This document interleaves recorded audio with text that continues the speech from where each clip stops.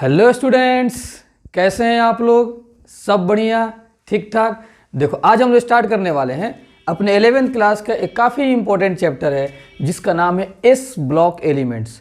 ये जो चैप्टर है इसमें कुछ बेसिक कॉन्सेप्ट भी इस्तेमाल होते हैं। जैसे आप 11th क्लास में पीरियोडिक टेबल पढ़ चुके हैं, केमिकल बॉन्डिंग पढ़ चुके हैं, इन दोनों चैप्टर का खूब इस्तेमाल होगा, इसलिए इसको ज़रा ध्यान से पढ़ेंगे और साथ साथ में अपने पिछले चैप्टर्स पीरियोडिक टेबल और केमिकल बॉन्डिंग का भी आप रिवीजन भी करते रहें ताकि कॉन्सेप्ट में क्लियरिटी आए।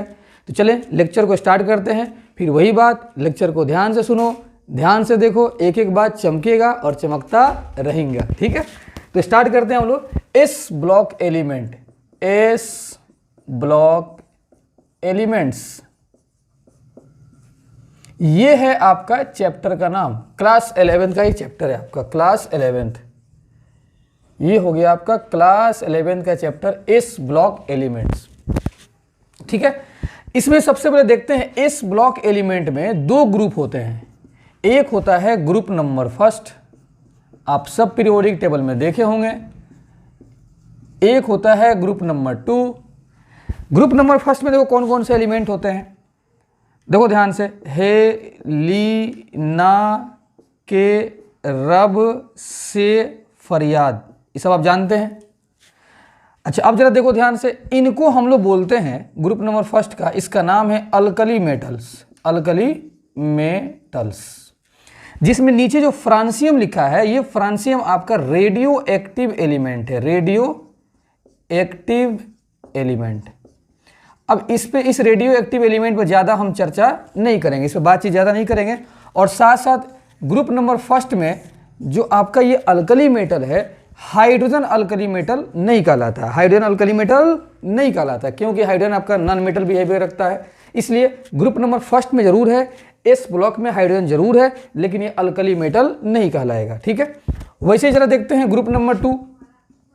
बेटा मांगे कार, स्कूटर, बाप राजी, ठीक है जी? तो जरा देखो ध्यान से, इनको हम लोग बोलते हैं अल्कलाइन अर्थ मेटल।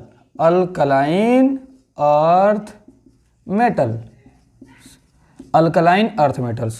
और इसमें रेडियम को भी हम नहीं लेंगे क्योंकि इसके पास भी रेडियो एक्टिव एलिमेंट होने का क्रेडिट मौजूद है, ठीक है? तो इस पर भी ज़्यादा हम लोग चर्चा नहीं करेंगे। और यहाँ पे जो आप देख रहे हैं, जो आपको बेरिलियम देखता हुआ नजर आ रहा है, ये जो बेरिलियम है ये आपका ग्रुप नंबर 2 में जरूर है, इस ब्लॉक में जरूर है, लेकिन ये होता है एम्फोटेरिक नेचर का। एम्फोटेरिक नेचर, एम्फोटेरिक नेचर का, ठीक है? तो बात आपको समझ में आ गई होगी। ग्रुप नंबर 2 को नाम क्या देते हैं? अल्कलाइन अर्थ मेटल्स, जिसमें बेरिलियम एम्फोटेरिक नेचर का होता है। ये अल्कलाइन अर्थ मेटल नहीं है, बाकी ये सब है। और रेडियम को हम लोग क्या बोलते हैं? Radio active element. इसमें ग्रुप नंबर 1 में हाइड्रोजन अल्कली मेटल नहीं है और फ्रांसियम को रेडियो एक्टिव एलिमेंट इसमें बोला जाता है। तो इसको आप इतना नोट करें, फिर आगे हम लोग देखते हैं। अब जरा देखते हैं हम लोग, ध्यान से यहाँ पर देखो, यहाँ पे ग्रुप नंबर फर्स्ट को मैं एक मर्तबा और लिखता हूं।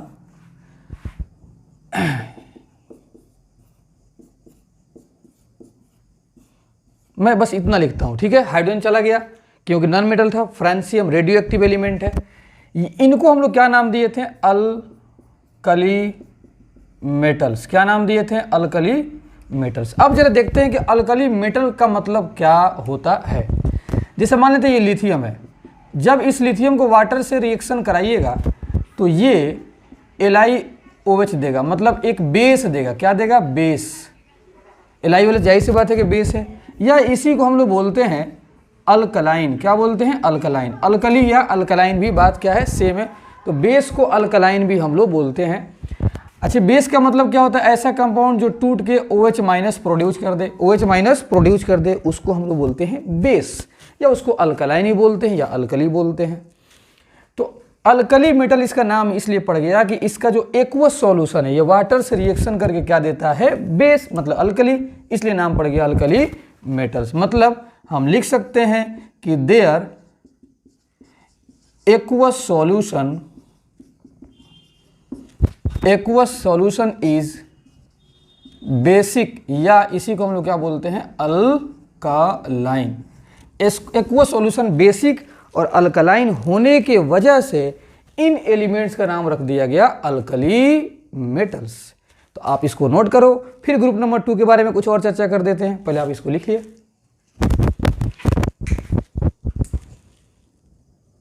अब जरा देखते हैं इसमें ग्रुप नंबर 2 के बारे में भी कुछ देख लिया जाए कि इसका नाम क्या रखा गया है।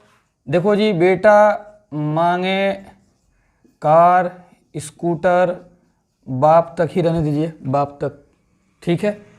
इसका नाम क्या रखा गया बताइए? Alkaline earth metals, alkaline earth metals.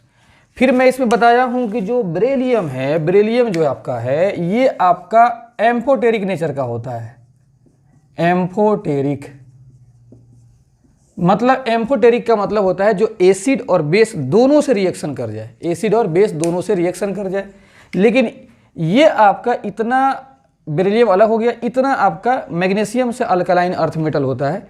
Alkaline का मतलब होता है बेस, मतलब एक्वा सॉल्यूशन बेसिक होगा। तो इसका मतलब क्या हुआ सुनो, अल्कलाइन अर्थ का मेटल का मतलब कि their aqua solution is basic, या इसी को हम लोग बोल सकते हैं alkaline, and they found in earth crust, मतलब ये अर्थ क्रेस्ट में पाए जाते हैं, अर्थ क्रेस्ट में पाए जाते हैं।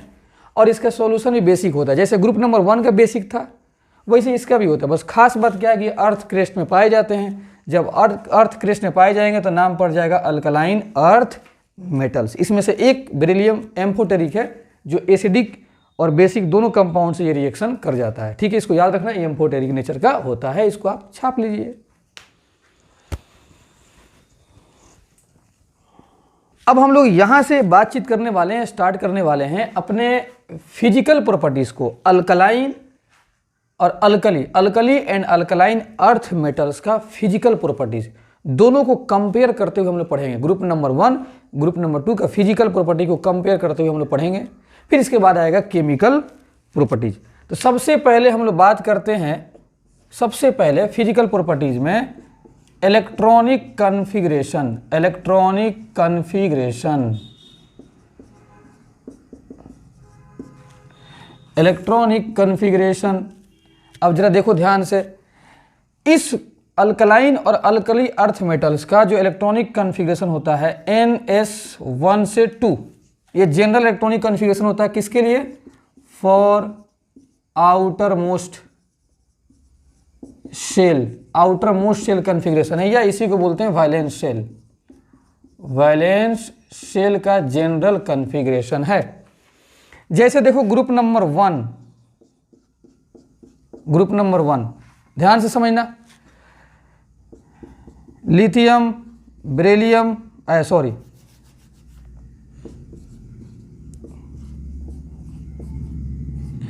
ये हो गया ग्रुप नंबर 1। इसके लिए जो कॉन्फ़िगरेशन होता है वो होता है NS1। आपको पता है कि S ब्लॉक एलिमेंट क्या होते हैं?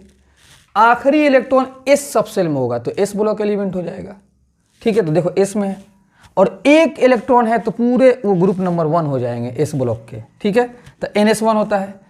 ऐसे ही जरा देखो ग्रुप नंबर 2 के लिए, बेटा मांगे कार स्कूटर, बाबूजी राजी, ठीक है जी। तो जरा देखो इसका लास्ट इलेक्ट्रॉन तो S में होगा लेकिन 2 होगा, लास्ट इलेक्ट्रॉन कितना? 2। जब 2 होगा तो ग्रुप नंबर 2 में चला जाएगा। तो हम कह सकते हैं कि last electrons inter into NS subshell, NS subshell. अगर NS सबसेल में मतलब S वाले में लास्ट इलेक्ट्रॉन चला गया तो वो एलिमेंट जो होता है वो एलिमेंट S ब्लॉक एलिमेंट कहलाता है, S ब्लॉक एलिमेंट कहलाता है। बात आ गई समझ में? जरा देखो ध्यान से, S ब्लॉक एलिमेंट कहलाता है। अगर 1 जाएगा तो ग्रुप नंबर 1 हो जाएगा और 2 जाएगा तो ग्रुप नंबर 2 हो जाएगा। तो यही है इसका इलेक्ट्रॉनिक कॉन्फ़िगरेशन। तो वही यहाँ पर हम लिख दिए हैं कि अल्कली और अल्कलाइन अर्थ मेटल मतलब S ब्लॉक का मिलाकर अगर लिखना होगा तो NS1 से 2, 1 ग्रुप नंबर 1 और 2 हो जाएगा ग्रुप नंबर 2। ये हो गया जनरल इलेक्ट्रॉनिक कॉन्फ़िगरेशन किसके लिए, एस ब्लॉक एलिमेंट के लिए। ठीक है, आप इसको आराम से छापिए, फिर हम आगे बताते हैं आप लोगों को। लिखिए, देखते हैं कुछ और बातचीत को आगे बढ़ाते हैं। ये जरा देखिए ध्यान से, यहाँ पर मान लेते हैं हम लेते हैं सोडियम, इसका एटॉमिक नंबर है 1 और ये सोडियम कहाँ से आया है, तो ग्रुप नंबर 1 से हम उठाए हैं सोडियम को। इसका electronic configuration 1s2 2s2 2p6 3s1। आप सबको पता है कि पहला सेल में 2 इलेक्ट्रॉन दिख रहा है, दूसरा सेल में 8 दिख रहा है, तीसरा में 1 दिख रहा है। दिख रहा है कि नहीं दिख रहा है, जल्दी देखो ध्यान से। अगर ये एक इलेक्ट्रॉन निकाल देगा तो ये कन्वर्ट हो जाएगा किसमें, Na+1, और यहाँ पे 1 इलेक्ट्रॉन निकाल दिया तो इसका ऑक्टेट पूरा हो जाएगा। मतलब ये कैसा बन जाएगा, 1s2 2s2 2p6, और ये बन गया लाइक नियॉन की तरह। नियॉन एटॉमिक नंबर 10, देखो जी 6 और 2 8 और 2 10, लाइक नियॉन। और नियॉन क्या है जी, नोबल गैस या इनर्ट गैस। ठीक है जी, ये आपका क्या हो गया, इनर्ट गैस। ये नियॉन की तरह बन गया, मतलब लाइक नियॉन, मतलब हम बोल सकते हैं कि लाइक इनर्ट गैस की तरह ये बन गया। ठीक है जी, तो बताओ ये एक इलेक्ट्रॉन निकालना चाहेगा कि नहीं चाहेगा। हर एलिमेंट चाहता है कि इलेक्ट्रॉन निकाल के हम कैसा बन जाए, इनर्ट गैस की तरह बन जाए, और ये नियॉन की तरह बन गया है तो ये हमेशा एक इलेक्ट्रॉन लॉस करेगा। ठीक है, तो कहने का मतलब कि इन सारे ग्रुप नंबर 1 के जो किस्मत में है वो ये लिखा है कि हमेशा इनके ऊपर +1 चार्ज आएगा। इनका किस्मत एकदम फिक्स है कि +1 चार्ज आएगा, किस्मत चेंज होने वाला नहीं है। तो इनके ऊपर हमेशा +1 चार्ज, क्योंकि एक इलेक्ट्रॉन लॉस कर देगा। क्यों लॉस कर देगा, क्योंकि इनर्ट गैस की तरह बनने के लिए। ठीक है, तो इसका बताओ वैलेंसी कितना हो जाएगा, इसका वैलेंसी हो जाएगा 1, मतलब एक इलेक्ट्रॉन लॉस कर रहे हैं। जितना इलेक्ट्रॉन लॉस करते हैं उसी को बोलते हैं वैलेंसी। ठीक है, तो वैलेंसी हो जाएगा 1। तो हम कह सकते हैं कि आर मोनोवैलेंट। हम कह सकते हैं कि अल्कली मेटल क्या होते हैं, मोनोवैलेंट, मतलब उनका वैलेंसी कितना, 1 है। वैलेंसी 1 है, और इस पे चार्ज कितना है, फिक्स 1, मतलब इस पे चार्ज कितना हो जाएगा, इस पे चार्ज एकदम फिक्स है +1। ये चार्ज +1 अल्कली मेटल पे फिक्स्ड है, एकदम फिक्स्ड, बदलने वाला नहीं है। ठीक है, तो वैलेंसी कितना हो गया, 1। अल्कली मेटल्स आर मोनोवैलेंट, मतलब वैलेंसी 1 है, और इस पे चार्ज कितना होता है, +1। मतलब वैलेंसी का मतलब क्या होता है, जरा देख लो। वैलेंसी का मतलब ये होता है कि नंबर ऑफ इलेक्ट्रॉन्स लॉस्ट या गेन किसी एलिमेंट के द्वारा कितना इलेक्ट्रॉन लॉस हो रहा है या कितना गेन हो रहा है। तो यहाँ पे कितना इलेक्ट्रॉन लॉस कर रहा है बताओ, 1, वही इसका वैलेंसी हो जाएगा, और चार्ज कितना आ जाएगा, +1, फिक्स एकदम इस ग्रुप पर। इनका किस्मत में लिखा हुआ है कि +1 +1 +1 होगा। अब बातचीत करते हैं किस पे, ग्रुप नंबर 2 के लिए। बात देखते हैं मैग्नीशियम का एटॉमिक नंबर कितना होता है, 12। लिखो जी जरा इसका configuration, 1s2 2s2 2p6 3s2। पहला सेल में 2 इलेक्ट्रॉन, दूसरा में 8, इधर 2। तो ये चाहेंगे 2 निकालना ताकि ये ऑक्टेट पूरा कर लें। तो जाहिर सी बात है कि 2 इलेक्ट्रॉन निकाल दिया तो यहाँ पे 2 इलेक्ट्रॉन आपको बाहर दिखता हुआ नजर आएगा, +2 चार्ज आ जाएगा। इसका कॉन्फ़िगरेशन क्या हो जाएगा, 1s2 2s2 2p6, क्योंकि 2 इलेक्ट्रॉन निकल गया। तो ये कैसा बन गया बताओ, लाइक इनर्ट गैस बना कि नहीं बना, इनर्ट गैस। और उसमें भी इनर्ट गैस में कौन, लाइक नियॉन की तरह ये बन गया। तो इसलिए नियॉन की तरह बनेगा तो हमेशा ये 2 इलेक्ट्रॉन निकालेगा मैग्नीशियम, बस।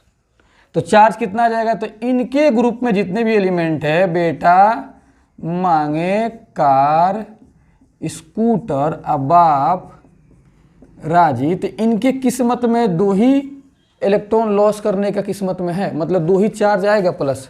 माने हम कह सकते हैं कि इनका वैलेंसी कितना, 2 हो जाएगा। ठीक है, तो हम कह सकते हैं कि अल्कलाइन अर्थ मेटल, देख लो, alkaline earth metal are divalent.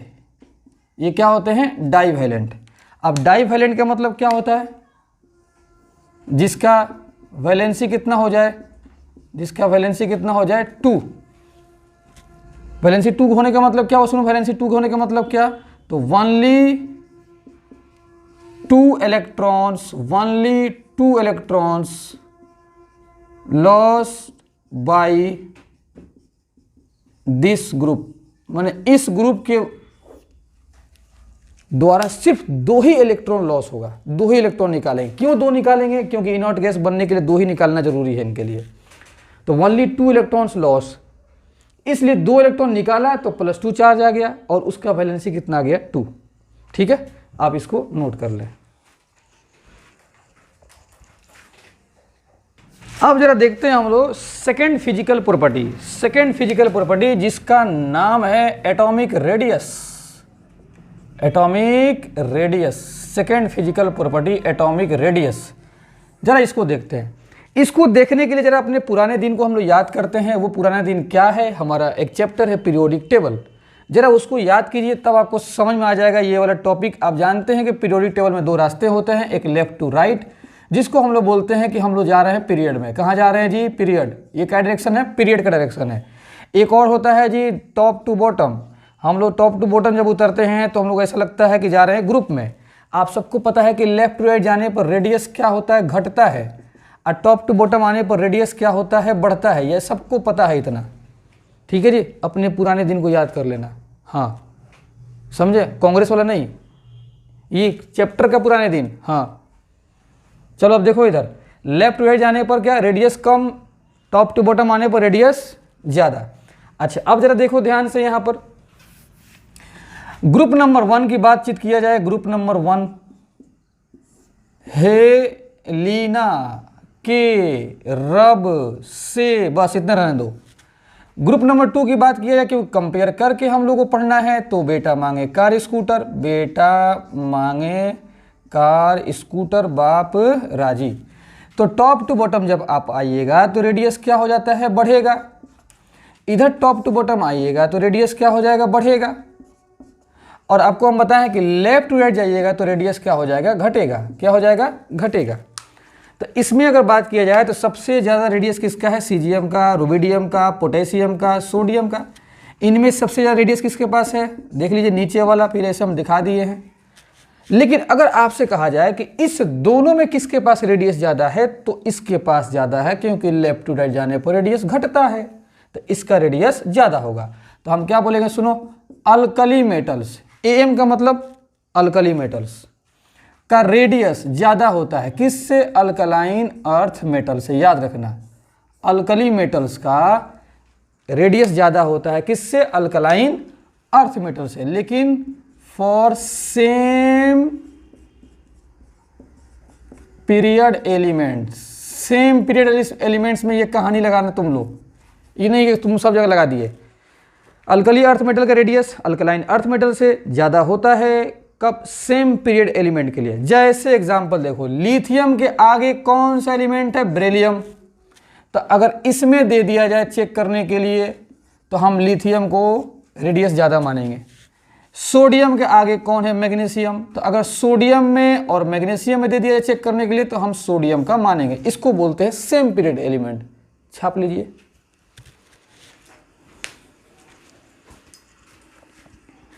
अब जरा देखना अपना तीसरा फिजिकल प्रॉपर्टी।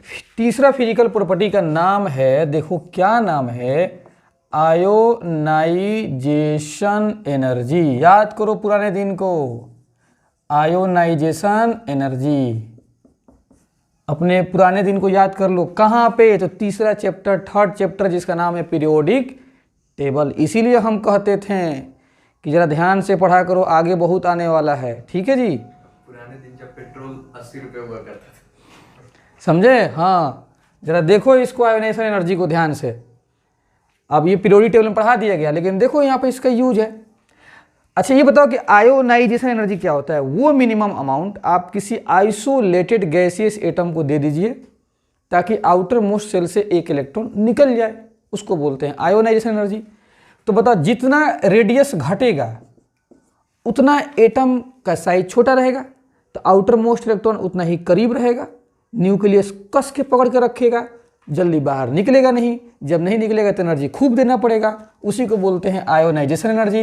लेकिन खूब देना पड़ेगा रेडियस घटने पर, तो इसका मतलब कि आयोनाइजेशन एनर्जी बढ़ जाएगा। तो रेडियस घटने पर आयोनाइजेशन एनर्जी क्या होता है, बढ़ता है। तो हम बोल सकते हैं कि ionization energy inversely proportional to radius. इस बात को याद रखना, जितना रेडियस बढ़ेगा उतना आयोनाइजेशन एनर्जी घटेगा, और जितना रेडियस कम रहेगा उतना आयोनाइजेशन एनर्जी ज़्यादा, क्योंकि इलेक्ट्रॉन जल्दी आउटर मोस्ट सेल छोड़ भी नहीं करेगा, क्योंकि न्यूक्लियस कस के पकड़ के रखेगा साइज छोटा होने पर, तो खूब एनर्जी देना पड़ेगा। तो वही बात याद करो, लेफ्ट टू राइट ये हो गया आपका पीरियड, ये हो गया top to bottom, top to bottom इसको बोलते हैं ग्रुप। लेफ्ट टू राइट जाने पर रेडियस क्या होता है, घटता है। आयोनाइजेशन एनर्जी क्या होगा, बढ़ेगा। टॉप टू बॉटम नीचे आने पर रेडियस बढ़ता है, तो आयोनाइजेशन एनर्जी क्या होता है, घटेगा। इतना तो आपको आता है ना जी। तो जरा देखो ग्रुप नंबर 1 का, ग्रुप नंबर 1 का बताओ, हेलिना की तरफ से फरियाद, ऊपर से नीचे आइएगा तो आयोनाइजेशन एनर्जी का वैल्यू क्या होगा जी, घटेगा। ग्रुप नंबर 2 की बातचीत किया जाए, बेटा मांगे कार स्कूटर बाप राजी, तो ऊपर से नीचे आइएगा, आयोनाइजेशन एनर्जी क्या होगा, घटेगा। आयोनाइजेशन एनर्जी की वैल्यू ज़्यादा किसके लिए है, lithium, sodium, potassium, rubidium, caesium, beryllium, magnesium, calcium, strontium और नीचे बेरियम, ज़्यादा ऊपर वाले का होगा। ठीक है जी, आ गया समझ में, बहुत बढ़िया बहुत बढ़िया। अब जरा देखो, एक ध्यान से एक बात लिखने जा रहे हैं।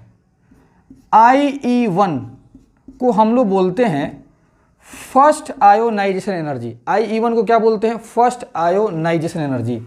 तो IE1 मतलब अल्कली मेटल का पहला जो आयोनाइजेशन एनर्जी होता है वो कम होता है, किससे, तो फर्स्ट आयोनाइजेशन एनर्जी किससे, अल्कलाइन अर्थ मेटल से। इस बात को याद रखना, अभी समझाते हैं तुमको। अल्कली मेटल का आयोनाइजेशन एनर्जी फर्स्ट कम होगा, अल्कलाइन का ज़्यादा होगा। ऐसे भी देखो, तुम लेफ्ट टू राइट जाते हो तो आयोनाइजेशन एनर्जी बढ़ रहा है, तो ये ग्रुप नंबर 1 है और ये ग्रुप नंबर 2 है, तो आयोनाइजेशन एनर्जी बढ़ेगा तो इसका ज़्यादा होगा। कौन सा, फर्स्ट वाला। लेकिन वहीं पर जरा देखो, ionization energy second alkaline earth metal का ज़्यादा हो जाएगा, और ionization energy second alkaline earth metal का कम हो जाएगा। इस दोनों बात को जरा दिमाग में रखना, भी समझा रहे हैं इसको और इसको। अगर कोई पूछे आयोनाइजेशन एनर्जी सिर्फ बोले तो तुम फर्स्ट समझ लेना, तो किसका ज़्यादा होता है, अल्कलाइन अर्थ मेटल का, और अल्कली मेटल का कम। कैसे, लेफ्ट टू राइट जाने पर आयोनाइजेशन एनर्जी बढ़ता है तो इसका ज़्यादा हो जाएगा। लेकिन जब सेकेंड वर्ड इस्तेमाल कर देगा, सेकेंड आयोनाइजेशन एनर्जी, तो फिर अल्कली मेटल का ज़्यादा हो जाएगा। क्यों सर, क्या राज है इसमें, है राज, अभी हम खोलते हैं, पहले इसको छापो।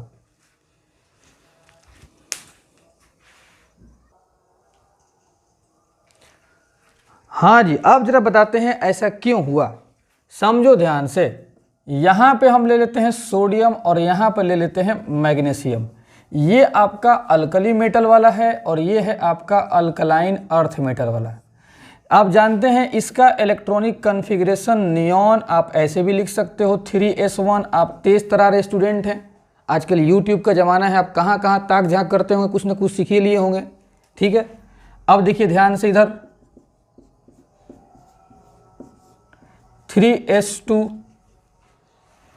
अब जरा देखिए, यहाँ से जब हम एक इलेक्ट्रॉन निकालेंगे तो इसका नाम है आयोनाइजेशन एनर्जी फर्स्ट। एक इलेक्ट्रॉन निकल गया, ये हो गया आपका इनर्ट गैस। इधर से जरा देखो, यहाँ से भी एक इलेक्ट्रॉन निकालेंगे तो इसका हो जाएगा आयोनाइजेशन एनर्जी फर्स्ट, इसका होगा, तो ये हो गया आपका ऐसे। तो आपको बताना है कि IE1 किस केस में एनर्जी ज़्यादा लगा, फर्स्ट आयोनाइजेशन एनर्जी किस में ज़्यादा देना पड़ा। सुनो, इसको बोलेंगे, जरा यहाँ पर देखो, यहाँ पर मार्क करते हैं, S पे 2 इलेक्ट्रॉन है, S में क्या है, 2 इलेक्ट्रॉन। तो जब S में 2 इलेक्ट्रॉन है, आप सबको पता है कि S में 2 इलेक्ट्रॉन फुल फील्ड होता है, फुल, तो ये फुल फील्ड है, ये क्या है जी, फुल फील्ड। और ये क्या है, हाफ। तो आप सबको पता है कि ज़्यादा स्टेबल कौन होता है, फुल वाला। तो यहाँ से इलेक्ट्रॉन तो निकलेगा ही नहीं जल्दी, जब नहीं निकलेगा तो इस केस में एनर्जी आपको ज़्यादा देना पड़ेगा। इसमें से निकल सकता है क्योंकि इसका स्टेबिलिटी थोड़ा कम होता है, तो इसमें एनर्जी कम देना पड़ेगा। इसलिए मैग्नीशियम का आयोनाइजेशन एनर्जी ज़्यादा होता है, किससे, सोडियम से। तो क्या लिखे थे बताओ, अल्कलाइन मेटल का कम होता है और अल्कली अर्थ मेटल का, अल्कलाइन अर्थ मेटल का ज़्यादा होता है, अल्कलाइन अर्थ मेटल का ज़्यादा होता है। अब एक और यहाँ से निकाला जाए, इलेक्ट्रॉन निकाला जाए। अब बताओ, ये तो इनर्ट गैस है जी, ये क्या हो गया, इनर्ट गैस। ये तो हाईली स्टेबल है, हाईली स्टेबल, हाईली स्टेबल। तो यहाँ पे जो एनर्जी आप दीजिएगा, आयोनाइजेशन एनर्जी सेकेंड, काफ़ी ज़्यादा देना पड़ेगा। और यहाँ पे तो कोई दिक्कत ही नहीं है। अच्छा, एक इलेक्ट्रॉन निकल गया तो यहाँ पे एक बचेगा, तो यहाँ पे क्या होगा कि जल्दी से इलेक्ट्रॉन निकल जाएगा। यहाँ पे IE2, तुम बताओ, ये इनर्ट गैस है जी, ये इनर्ट गैस, हाईली स्टेबल, ये इनर्ट गैस नहीं है, तो यहाँ से इलेक्ट्रॉन निकलेगा ही नहीं जल्दी, यहाँ से निकल जाएगा। इसमें इसका मतलब इसमें एनर्जी ज़्यादा देना पड़ेगा। तो इसका मतलब कि आयोनाइजेशन एनर्जी सेकेंड अब सोडियम का ज़्यादा हो जाएगा, मैग्नीशियम का कम हो जाएगा। इसीलिए हम बोले थे कि अल्कली मेटल का कम होता है और अल्कलाइन अर्थ मेटल का ज़्यादा होता है। कौन सा, आयोनाइजेशन एनर्जी फर्स्ट। और अल्कली मेटल का ज़्यादा होता है किससे, अल्कलाइन अर्थ मेटल से। इसको बोलते हैं आयोनाइजेशन एनर्जी सेकेंड। मतलब देखते हैं इसमें एक बात जरा नोट में देखो, potassium CgM are used in solar cell for photo electron generation. Photo electron generation, आपको पता है कि सोलर सेल में पैनल होता है जो सनलाइट को उस पर इंसिडेंट कराया जाता है, अब वो सेल काम करता है क्योंकि उसमें फोटो इलेक्ट्रॉन जनरेट होते हैं और फोटो इलेक्ट्रॉन आगे मूव करेंगे तो करंट का जनरेशन होगा, करंट वहाँ से प्रोड्यूस होगा। तो जो मेटल जितना जल्दी इलेक्ट्रॉन दे देगा तो उतना सोलर सेल में उतना इफेक्टिव काम करेगा। तो फोटो इलेक्ट्रॉन जनरेशन के लिए सोलर सेल में पैनल से इलेक्ट्रॉन जल्दी से निकालने के लिए पोटेशियम CgM मेटल का इस्तेमाल किया जाता है। क्यों, जरा समझो। ये आपके ग्रुप नंबर 1 वाले हैं, तो टॉप टू बॉटम आने पर नीचे जैसे जैसे आइएगा आयोनाइजेशन एनर्जी घटेगा। जब आयोनाइजेशन एनर्जी घटता है इसका मतलब कि कम एनर्जी दीजिएगा, खट से इलेक्ट्रॉन निकल जाएगा। इसका मतलब कि इजीली गिव्स इलेक्ट्रॉन, आसानी से इलेक्ट्रॉन दे देंगे। जो जल्दी से आसानी से इलेक्ट्रॉन देगा उसी को हम लोग पैनल में इस्तेमाल करते हैं। तो बताओ यहाँ पे किसको इस्तेमाल किए हैं, CgM और पोटेशियम को। बताओ CgM नीचे है कि नहीं, पोटेशियम भी नीचे है, तो इसका आयोनाइजेशन एनर्जी कम, जल्दी से इलेक्ट्रॉन दे देगा। इसलिए इस दोनों को हम लोग फोटो इलेक्ट्रॉन जनरेशन में इस्तेमाल करते हैं, मतलब सोलर सेल में। रुबिडियम भी इस्तेमाल कर सकते हैं लेकिन पोटेशियम CgM थोड़ा ज़्यादा इस्तेमाल होता है। ठीक है, क्या कारण है आपको समझ में आ गया होगा। आयोनाइजेशन एनर्जी घटने पर इजिली गिव्स इलेक्ट्रॉन, उतना जल्दी इलेक्ट्रॉन दे देगा। जो जल्दी इलेक्ट्रॉन देता है, जो जल्दी इलेक्ट्रॉन देता है उसके पास हाई मेटालिक कैरेक्टर होता है, हाई मेटालिक कैरेक्टर। जो एलिमेंट जल्दी इलेक्ट्रॉन देगा इसका मतलब बढ़िया मेटल है। तो बढ़िया मेटल बनने के लिए आयोनाइजेशन एनर्जी कम होना चाहिए। तो वही चौथा प्रॉपर्टी देखो, मेटालिक नेचर या मेटालिक कैरेक्टर। जितना आयोनाइजेशन एनर्जी कम होगा मेटालिक कैरेक्टर उतना ही बढ़ेगा। तो हम कह सकते हैं कि metallic nature inversely proportional to ionization energy, या इसी को रिएक्टिविटी ही बोलते हैं। मतलब हम कह सकते हैं कि लेफ्ट टू राइट जाने पर, लेफ्ट टू राइट जाने पर मेटालिक कैरेक्टर क्या होगा, डिक्रीज करेगा। क्यों डिक्रीज करेगा, क्योंकि आयोनाइजेशन एनर्जी का वैल्यू बढ़ता है। और टॉप टू बॉटम आने पर, टॉप टू बॉटम आने पर मेटालिक कैरेक्टर इंक्रीज करेगा क्योंकि आयोनाइजेशन एनर्जी का वैल्यू घटता है। ठीक है जी, अब थोड़ा इस पर और भी बातें हम बताते हैं, पहले आप इसको इतना नोट करें। हाँ जी, जरा देखो ध्यान से, आयोनाइजेशन एनर्जी अल्कली मेटल का कम होता है, अल्कलाइन अर्थ मेटल का ज़्यादा होता है। क्योंकि आप जानते हैं कि इधर लेफ्ट टू राइट जब जाइएगा तो आयोनाइजेशन एनर्जी का वैल्यू क्या होता है, बढ़ता है। तो अल्कलाइन अर्थ मेटल का ज़्यादा होता है, अल्कली का कम होता है। जब कुछ नहीं बोलेगा तो आयोनाइजेशन एनर्जी जो हम लोग लेते हैं वो फर्स्ट की ही बात करते हैं हम लोग। तो बताओ आयोनाइजेशन एनर्जी बढ़ने पर मेटालिक कैरेक्टर घटता है, आयोनाइजेशन एनर्जी बढ़ने पर मेटालिक कैरेक्टर घटेगा। इसका मतलब कि सबसे अच्छा मेटालिक कैरेक्टर अल्कली मेटल के पास है। तो alkali metals have greater metallic character than the alkaline earth metal due to their low ionization energy, due to their low ionization energy. तो अल्कली मेटल्स का मेटालिक कैरेक्टर ज़्यादा है alkaline earth metal से। क्यों ज़्यादा है? Due to their low ionization energy. ठीक है, आयोनाइजेशन एनर्जी जितना कम मेटालिक कैरेक्टर ज़्यादा। तो लो आयोनाइजेशन एनर्जी किसके पास होता है? अल्कली मेटल के पास। इसीलिए कहा जाता है कि alkali metal are more electropositive. Alkali metal क्या होते हैं? More electropositive. तो जिसके पास मेटालिक कैरेक्टर ज़्यादा होता है उसको मोर इलेक्ट्रोपॉजिटिव एलिमेंट भी बोला जाता है। जैसे मान लेते हैं, ये तो बात आप समझ गए। जैसे देखो ग्रुप नंबर 2 का एक मरतबा, ग्रुप नंबर 1 लिखते हैं एक मरतबा फिर से।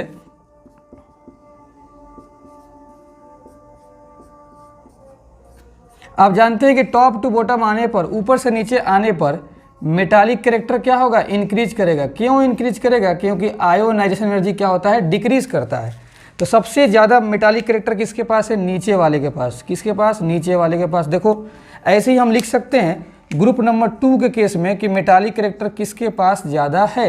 तो बेटा मांगे कार स्कूटर बाप राजी। तो आप जानते हैं कि ऊपर से नीचे आने पर आयोनाइजेशन एनर्जी का वैल्यू बढ़ेगा, तो सॉरी आयोनाइजेशन एनर्जी का वैल्यू क्या होगा? घटेगा। तो मेटालिक कैरेक्टर इंक्रीज करेगा। तो किसके पास मेटालिक कैरेक्टर ज़्यादा है? नीचे वाले के पास। तो ग्रुप में कैसे चेक करना है आगे समझ में। और इन दोनों ग्रुप में सबसे ज़्यादा मेटालिक कैरेक्टर किसके पास है? ग्रुप नंबर 1 के पास, मतलब अल्कली मेटल के पास। मैं ऊपर लिख दिया हूँ। तो इस लेक्चर में मैं 4 फिजिकल प्रॉपर्टी डिस्कस कर दिया। बाकी फिजिकल प्रॉपर्टी नेक्स्ट लेक्चर में आएगा। पहले आप इसको कंप्लीट कर लें, फिर उसका वेट करें। बहुत जल्दी लेक्चर आ जाएगा। Okay, thank you.